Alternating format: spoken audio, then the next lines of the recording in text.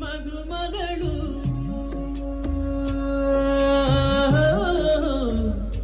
ಮಲೆಗಳಲ್ಲಿ ಮದುಮಗಳು ನಾಟಕದ ಅಂತಿಮ ಭಾಗಕ್ಕೆ ಸಹೃದಯ ಆಕಾಶವಾಣಿಯ ಒಡನಾಡಿಗಳಿಗೆ ಆಕಾಶವಾಣಿಯ ಎಲ್ಲ ಸಿಬ್ಬಂದಿಯ ಪರವಾಗಿ ಆತ್ಮೀಯ ಸ್ವಾಗತ.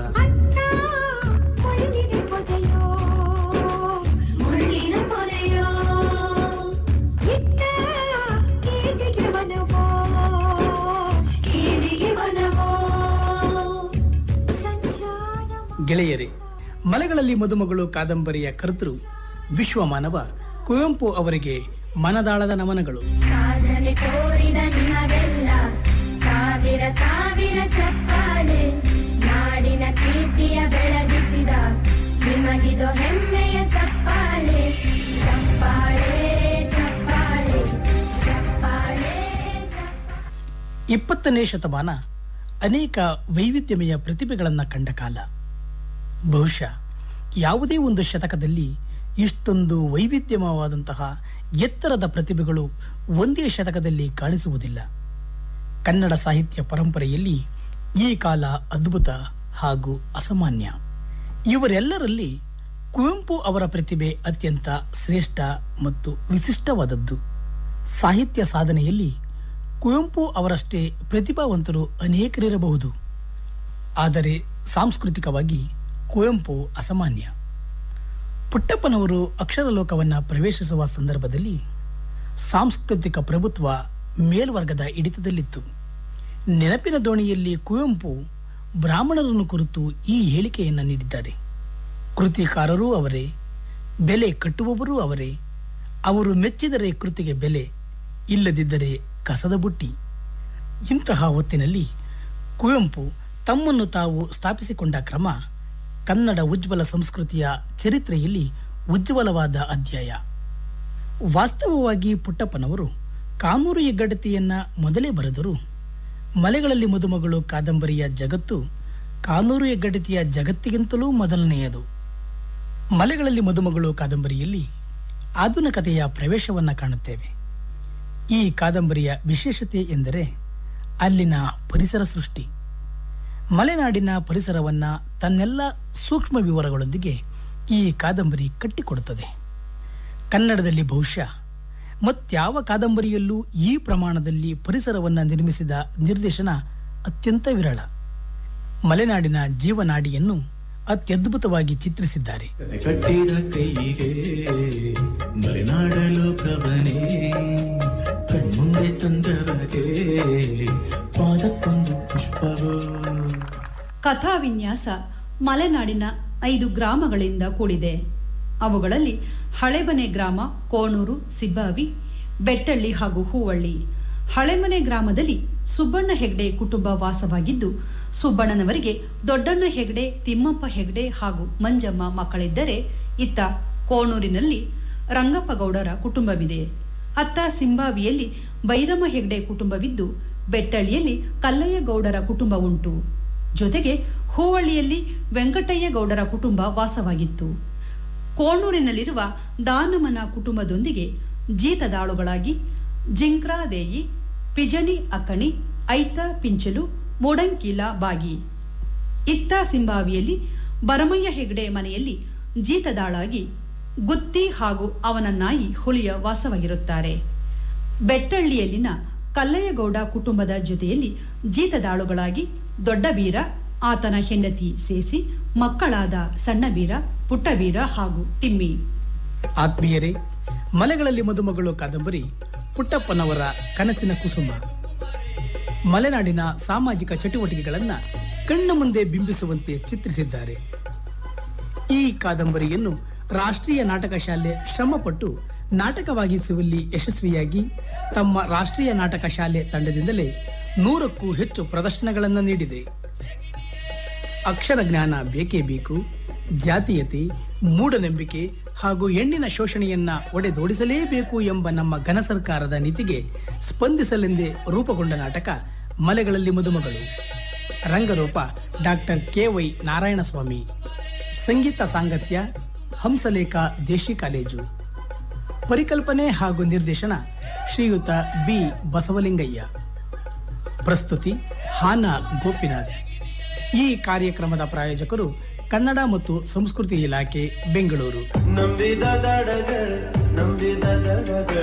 ಕೊಂಚ ತಾಳಿ. ಮಲೆಗಳಲ್ಲಿ ಮದುಮಗಳು ನಾಟಕದ 54ನೇ ಪ್ರದರ್ಶನವನ್ನು ಬೆಂಗಳೂರು ವಿಶ್ವವಿದ್ಯಾನಿಲಯದಲ್ಲಿನ ಕಲಾಗ್ರಾಮದ ಬಯಲು ರಂಗಮಂದಿರದಲ್ಲಿ ಆಯೋಜಿಸಲಾಗಿತ್ತು. ಅಹೋರಾತ್ರಿ ಪ್ರದರ್ಶನಗೊಂಡ ನಾಟಕವನ್ನ ಯಥಾವತ್ತಾಗಿ ಧ್ವನಿ ಮುದ್ರಿಸಿ ಪ್ರಸಾರಿಸುತ್ತಿರುವುದರಿಂದ ಧ್ವನಿ ಮುದ್ರಣದ ಗುಣಮಟ್ಟ ಏರುಪೇರಾಗಿರುತ್ತದೆ. ಆದುದರಿಂದ ಸಹೃದಯ ಶ್ರೋತೃಗಳು ಹಂಸ ಕ್ಷೀರ ನ್ಯಾಯದಂತೆ ಆಲಿಸಲು ಮನವಿ. ಬನ್ನಿ ಕೇಳೋಣ ನಾಟಕ ಮಲೆಗಳಲ್ಲಿ ಮದುಮಗಳು. ಮಲೆಗಳಲ್ಲಿ ಮದುಮಗಳು,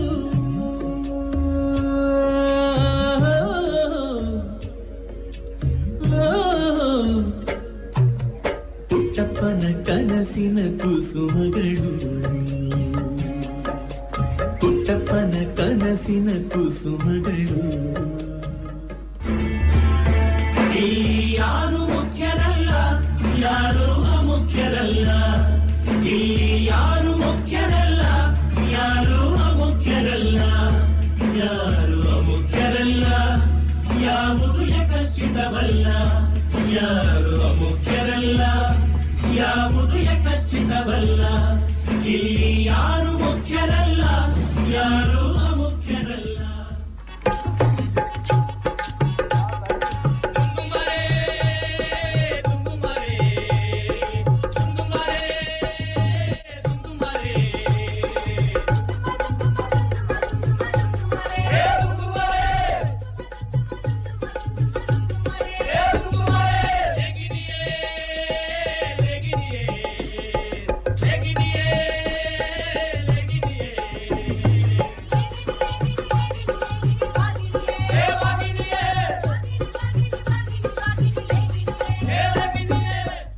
ಹಳೆಮನೆಯ ಸುಬ್ಬಣ್ಣ ಹೆಗಡೆಯವರ ಮಗ ದೊಡ್ಡಣ್ಣ ಹೆಗಡೆಯವರು ಮದುವೆಯಾದ ನಂತರದ ದಿನಗಳಲ್ಲಿ ಸಂಸಾರದಲ್ಲಿ ವ್ಯಥೆಯುಂಟಾಗಿ ತಿರುಪತಿಗೆ ಹೋದವರು ಬಹಳಷ್ಟು ದಿನ ಹಿಂದಿರುಗಲೇ ಇಲ್ಲ.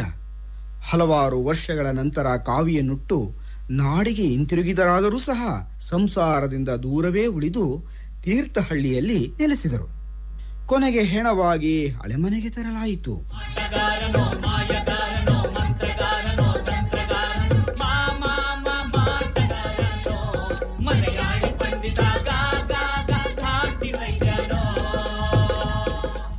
ಶಿಷ್ಯ, ಹಿಂದೆ ನಡೆದ ಕಥೆಯಲ್ಲಿ ಮಲೆನಾಡಿನ ಸಾಮಾಜಿಕ ಚಟುವಟಿಕೆಗಳೆಲ್ಲ ಬದಲಾಗಿ ಬಿಟ್ಟವು.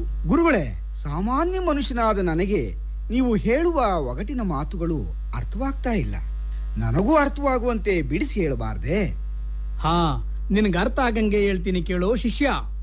ಮಲೆನಾಡಿನ ಮೇಗರವಳ್ಳಿಯಿಂದ ತೀರ್ಥಹಳ್ಳಿಗೆ ಹೋಗುವ ದಾರಿಯನ್ನ ರಸ್ತೆ ಅನ್ನೋ ಮಾತು ಸಾಮಾನ್ಯ ಜನರ ಬಾಯಿಗೆ ಬಂದಿರಲಿಲ್ಲ. ನೋಡುತ್ತಿದ್ದಂತೆ ರಸ್ತೆ ಅನ್ನೋ ಮಾತು ರೋಡಾಗಿ ಬದಲಾಯಿತು. ಮುಸ್ಲಿಮರ ದೌಲತ್ತಿಗೆ ಕೊನೆಗಾಲ ಬಂದು ಬ್ರಿಟಿಷರ ಆಳ್ವಿಕೆ ಆರಂಭವಾಯಿತು.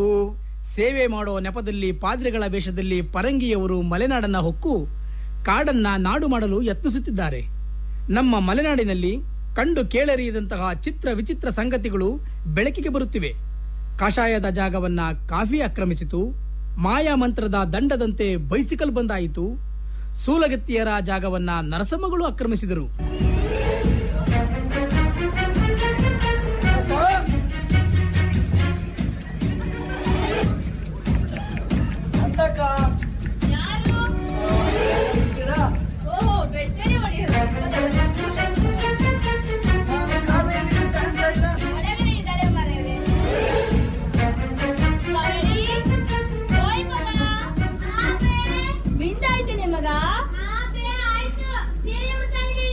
ಅಯ್ಯೋ, ನಿನ್ ಬೆಟ್ಟೆಗೆ ಒಡೆಯರು ಬಂದರು, ಒಂದು ಗ್ಲಾಸ್ ಕಾಫಿ ತಗೊಂಡ್ ಬಾರೆ. ಅಯ್ಯೋ, ಎಂತ ಮಾಡ್ತಿದೀಯ ಮಗ? ಗ್ಲಾಸು ತಗೊಂಡೋಗಿಡು, ನಾನು ಕಾಫಿ ಮಾಡಿಕೊಂಡು ಬರ್ತೆ. ಕಾವೇರಿ, ಎಷ್ಟು ಚಂದ ಕಾಣ್ತೀಯೇ. ಈ ಹುಡುಗಿಯಲ್ಲಿ ನೀನ್ ನೋಡಿ ಇದ್ಯಾರಪ್ಪ ನಮ್ಮವ್ರು ಹುಡುಗಿ ಇಟ್ಕೊಂಡ್ಬಿಟ್ಟಿದ್ದೆ. ಸೆಟ್ ಹುಡುಗಿಯಾಗಿಂತ ಈ ಹುಡುಗಿಯಲ್ಲೇ ವೈನ ಕಾಣಿಸ್ತೀಯ. ಈ ಸೀರೆನು ನಿನಗೆ ಚಂದ ಹೋಗ್ತದೆ ನೋಡು. ಈ ಸೀರೆಗಿರೋ ಅದೃಷ್ಟ ನನ್ಗಿಲ್ವೇ? ಅಪ್ಪೆ ಕಾಫಿ ತರ್ತಾರಂತೆ, ನನ್ನ ಬರೀ ಗ್ಲಾಸ್ ತಗೊಂಡು ಇಡು ಅಂತಲು. ನಾನೇನ್ ಕಾಫಿ ಕುಡಿಯಕ್ ಬಂದ್ನ? ಬಾ ಕೂತ್ಕೋ. ಕಾವೇರಿ, ಎಷ್ಟು ತೆಳ್ಳಗಿದ್ದೀಯ ಸಣಕ್ಲಿ. ಮತ್ತೆ ನಿಮ್ಮಾಗಿರ್ಬೇಕೇನು ಹೆಣ್ಣಾದ ನಾನು? ಹೆಣ್ಣಾದ್ ನೀನು ಹೀಗೆ ಇರ್ಬೇಕು ನೋಡು. ಕಾವೇರಿ, ಅಯ್ಯೋ ಕಾಯ್ಲಿ ಬೇಜಾರಾಗಲ್ವ ನಿನ್ಗೆ? ಇಟ್ಕೊಂಡು ಉಂಗ್ರ ಇದೆ, ಎಷ್ಟು ಚಂದ ಇರ್ತದಲ್ವಾ? ಆ ಉಂಗ್ರ ಇಲ್ಲೇ ಇದೆಯಲ್ಲ. ಐ ಉಂಗ್ರ ನನಗ ಇಲ್ಲ, ನಿನ್ನ ಹಬ್ಬಗೆ ಈಗ ಎಷ್ಟು ಚೆನ್ನಾಗಿ ಕಾಣ. ಅಯ್ಯಯ್ಯೋ ಉಂಗ್ರ ಬಿತ್ತು. ಬಿತ್ತು ತೆಳ್ಳಗಿದ್ರೆ ಹೀಗೆ ಆಗೋದು. ಇದಕ್ಕೊಂದು ದಾರ ಸುತ್ತ ಹಾಕುವ, ಉಂಗ್ರ ಎಲ್ಲೂ ಹೋಗಲ್ಲ. ಸರಿನಾ? ಅದಾಯ್ತು. ಆದ್ರೆ ಆ ಬೆಟ್ಟಲ್ಲಿ ಬೀಸೈಕಲ್ ಸವಾರಿಯಲ್ಲಿ ಜ್ಯೋತಿರ್ಮಣಿ ಅಂತ ಆ ಪಾದ್ರಿ ಮಗಳೇ ಕೇಳ್ತಾ ಇದ್ರಿ. ಈಗ ನನ್ನ ನೆನಪಾಯ್ತಾ? ಕಾವೇರಿ ಅದು ಅಲ್ಲಿ, ಇದು ಇಲ್ಲಿ. ಎಂತ ಮಗ ಅದು ನಿನ್ನ ಗೋಪಾಟ? ಗಲಾಸು ಇಟ್ಟು ಬಾ ಅಂತ ಕಳ್ಸಿದ್ರೆ ಆಟಕ್ಕೆ ಶುರು ಮಾಡ್ಕೊಂಡ್ಬಿಟ್ಟಿಯಾ? ಅಂತಕ ಬಂದ್ಯಾ ನೋಡು, ಆಟ ಆಡೋ ವಯಸ್ಸಲ್ವ ಅಂತಕ ಆಡ್ಲಿ ಬಿಡು. ನಾನು ನೀನು ಆಡಕ್ಕಾಗುತ್ತೀಯೇ? ತಗೊಳ್ಳಿ. ಅಂತಕ ನಿನ್ ಮನೆ ಏನು ಕಾಫಿ ಹೋಟ್ಲ್ ಹಾಕ್ಬಿಟ್ಟಿದ್ಯಲ್ಲ, ಬೋರ್ಡ್ ಬೇರೆ ಬಸ್ ಹಾಕಿದ್ಯಾ? ಅಯ್ಯೋ ಮಾರರೆ, ಎಲ್ಲಾ ಪಾತ್ರೆಗಳ ಕೆಲಸ ಅಲ್ವಾ? ಆವತ್ತು ಕಾಫಿ ಪುಡಿ ತಂದು ಕೊಟ್ಟು ಕಾಫಿ ಮಾಡಲು ತೋರಿಸಿಕೊಟ್ರು. ಅದೇನೋ ನಿನ್ನೆ ತೀರ್ಥದಿಂದ ಬರ್ತಾ ಕಾಗದ ಮೇಲೆ ಏನೋ ಬರೆದು ತಂದು ಆ ಗೋಡೆಗೆ ತಂದು ಅಂಟಿಸಿದ್ರೆ ಮಾರರೆ. ಅಯ್ಯೋ ಬಂದವರೆಲ್ಲ ನೋಡಿ ನೋಡಿ ನಗೋದುಂಟು. ಆ ಪಾರ್ಲಿ ನನ್ನೇ ಬಿಟ್ಟಿಲ್ಲ, ಇನ್ ನಿನ್ ಬಿಡ್ತಾನ ಅಂತ. ಆ ಪಾರ್ಲಿ ನನಗೂ ಕಾಫಿ ಪುಡಿ ಕೊಟ್ಟಿದ್ರು, ನಾನು ಮನೆಗ್ ತಾಟ ಕೊಟ್ಟಿದ್ನ. ಅವರು ಕಾಫಿಯಿಂದ ಮಾಡಿದ್ರು, ಬಾಯಿಗೆ ಹಾಕಕ್ಕಾಗ್ಲಿಲ್ಲ. ನಾನು ಅಪ್ಪಯ್ಯ ಅಂತ ಕಾಫಿ ಕುಡಿದು ವಾಕುರ್ ಸ್ವಾಂತಿ ಮಾಡಿ ಕ್ಯಾಕುರ್ ತುಪ್ಪಿ ಬಿಟ್ರು ನನಗೂ ಸೇರಿ. ಯಾರು ಕಲ್ಲಯ್ಯ ಒಡೆಯರ? ಅಯ್ಯೋ ಅವರಂತೂ ಈತ ಕಡೆ ಬರ್ರೆ ಅದೆಷ್ಟೋ ವರ್ಷಗಳಾಯ್ತು ಮಾರರೆ. ಇನ್ನು ನಿಮ್ಮ ಅವನಿಗಂತೂ ಕಾಫಿ ಗಿಫಿ ಯಾವ್ದು ಮಾಡಿಕೊಟ್ಟು ಅಭ್ಯಾಸವೇ ಇಲ್ಲ. ಅದ್ಯಾವ್ದೋ ಶೋಭೆ ಬೆರಿನ ಕಷಾಯ, ಕೊತ್ತಂಬರಿ ಬೀಜದ ಕಷಾಯ, ಆ ಕಷಾಯ ಈ ಕಷಾಯಗಳನ್ನೆಲ್ಲ ಮಾಡಿಕೊಟ್ಟೆ ಅಭ್ಯಾಸ ನೋಡಿ. ಅಂದಾಗೆ ದೇವಮ್ಮ ಹೇಗಿದ್ದಾರೆ? ಸುಖವಾಗಿದ್ದಾರಾ? ಇಲ್ಲಿಗೆ ಬಂದ್ರು ಅದೇ ಕಥೆನಾ? ಅಂತಕ ಇದಾರೆ, ಪರವಾಗಿಲ್ಲ. ಅವಳ ದಿನ ಇದ್ದಿದ್ದೆ ರೋತೆ.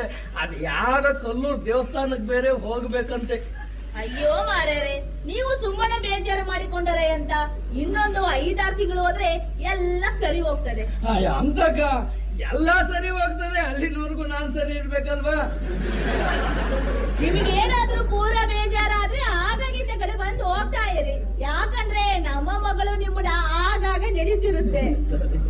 ಹಾ ಅಪ್ಪೆ, ಆ ಜೀಂಗ್ರ ಸೇನೆಗರ ಹೇಳಿ ಕಳ್ಸಿದ. ಆ ಪಾದ್ರಿಯವರು ಇವರಲ್ಲಿ ಬರ್ಲಿಕ್ಕೆ ಹೇಳಿ ಕಳ್ಸಿದಾರಂತೆ. ಯಾವ ಗಳಿಗೆಯಲ್ಲಿ ಪಾದ್ರಿ ಸಹವಾಸ ಮಾಡಿನೋ ಅಂತ ಹೆಂಗಪ್ಪ ಇವನಿಂದ ತಪ್ಪಿಸ್ಕೊಳ್ಳೋದು ಅಂತ. ಹೌದು, ನಿಮ್ಮನ್ನು ಆ ಕಿಲಿಸ್ತಾನ ಜಾತಿಗೆ ಸೇರಿಸುತ್ತಾರಂತಲ್ಲ.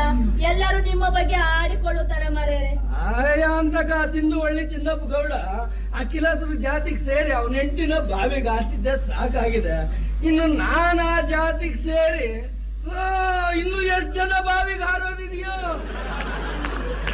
ಅಂತಕ ನಾನೇನ್ ಬರ್ತೀನಿ. ಸರಿ ಮಾರ್ಯಾರೆ, ನಿಮಗೆ ತುಂಬಾ ಕೆಲಸ ಉಂಟು. ಕಾವೇರಿ, ಹಾಪೆ ಓಯ್ ಮಗ, ಏನಾಯ್ತು ಮಾಯ? ಗೌಡ ಎಲ್ಲದ್ರು? ಈಗ ಸ್ಕೂಲ್ ಮಾಡಿದ್ರು ಹೋದ್ರು. ಅಯ್ಯಯ್ಯೋ, ಸುಬ್ಬಣ್ಣಗರವರು ಹುಲ್ಕಲ್ಲ ತೇರಿ ಕೂತು ಬಿದ್ರಂತೆ. ಅಯ್ಯೋ ಅಯ್ಯೋ ಗೌಡ್ರೆ!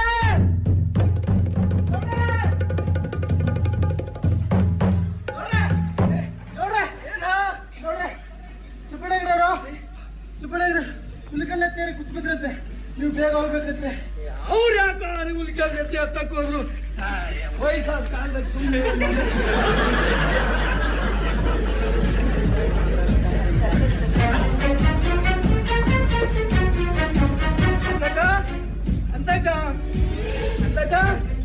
ಹೇಳಿ ಒಡೆಯರೆ. ಯಾರು ಸುಬ್ಬಣ್ಣವ್ರು ಕುಸ್ತು ಬಿದ್ರಂತೆ. ಒಂದ್ ಹಾಸಿಗೆ ಸಿದ್ಧ ಮಾಡು, ಡೋಲಿ ಕಟ್ಟಿಸ್ಕೊಂಡು ಇಲ್ಲಿಗೆ ಕರ್ಕೊಂಡ್ ಬರ್ತಾರೆ. ಅಯ್ಯೋ ದೇವ್ರೆ, ಅವ್ರಿಗೆ ಎಂತ ಆಯ್ತು ಮಾರ್ಯಾರೆ? ನಾನ್ ನೋಡಿದ್ರಲ್ವಾ ಗೊತ್ತಾಗಕ್ಕೆ. ನೀನ್ ಹಾಸಿಗೆ ಸಿದ್ಧ ಮಾಡು. ಸರಿ, ನೀವು ಹೊರಡಿ. ಮಗ ಕಾವೇರಿ, ಈ ಐಗಳಿಗೂ ಬುದ್ಧಿ ಇಲ್ಲ. ಹಾಸಿಗೆ ಸಿದ್ಧ ಮಾಡು ಮಗ.